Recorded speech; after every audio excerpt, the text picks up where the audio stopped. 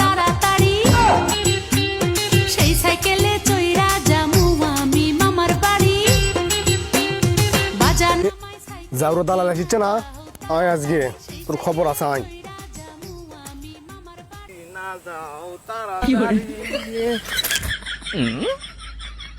কি করলি কি তুই এটা? এই তোর কি জীবনের প্রতি কোনো মায়া নাই রে?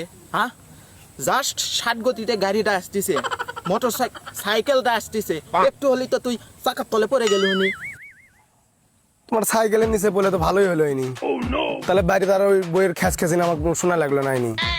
দেখ Sayan, I M A busy man, I M A busy man. আমি অনেক ব্যস্ত থাকি, আমার সব সময় দৌড়ের উপর থাকতে হয়।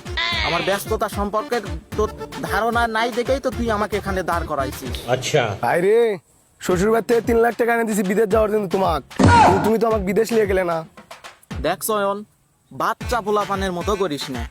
কে রে, বিদেশ কি পাশের গ্রাম রে যে তুই আল দিয়ে হাঁটে হাঁটে গেলু? বিদেশ হলো হাজার হাজার কিলোমিটার পথ দূরে, প্লেন দিয়ে যাওয়া লাগে, একটু তো সময় লাগবেই। এগুলোর প্রসেসিং করতে হয়, বললেই তো আর হয় না যে আমি বিদেশ যাবো, আমাকে বিদেশ পাঠাও। अच्छा একটু ধৈর্য ধর, হয়ে যাবে, চিন্তা করিস কে, আমি তো আছি, আমি তো আর মরে যাইনি। ভাই একটা কথা সেই 2 বছর ধরে আমাকে শোনাচ্ছ, বউ আমাকে প্রতিদিন খালি ফেসর ফেসর করে হাত ধরে মারে।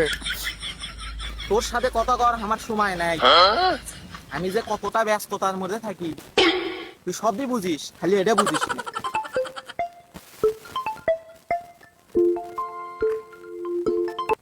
হ্যালো, হ্যাঁ কিসে লাগছে? হ্যাঁ সয়ন নাম সয়ন। আচ্ছা ওদের তাহলে ফটোকপিটা আমার মোবাইলের তাতে দাও, আমি সয়নক দিয়ে দিছে। আচ্ছা আচ্ছা ঠিক আছে, আচ্ছা। এ তোর তো ভিসে লাগছে। ও কি মজা মজা। ও মজা হয়ে লাভ নাই, অনেক কষ্ট আছে এই ভিসাটা লাগাতে।